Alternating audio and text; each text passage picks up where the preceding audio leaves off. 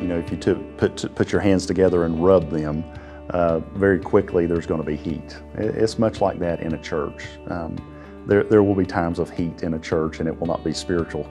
It can be very fleshly, and so there can be damage done if we're not careful. Churches, the church leadership and the church as a whole can do damage to families. When, again, it goes back to those jurisdictional issues. When the church steps into a jurisdictional issue and does not deal with the family in a patient and loving way. God called men to be elders, but they did not call them to be the fathers of every family within that church. To make those, there are jurisdictional issues that a husband and a wife need to make for their family. So there can be a danger there if there's an elder or a pastor who has an authority complex.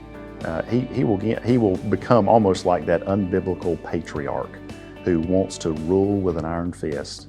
And again, just like a wife and children would suffer under that type of leadership, the church families will suffer under that type of leadership as well.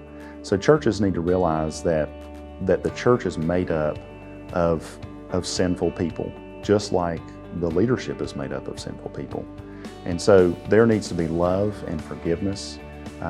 We need to realize, just like when maybe it's a young believer and they have some differing views, maybe they're new to the church.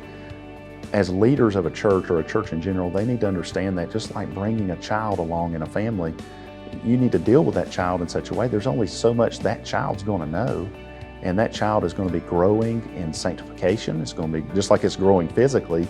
We need to understand that families are going to be growing in sanctification. So I think patience with maybe immature believers, or patience with young believers, or maybe new families into that church. So patience and love and forgiveness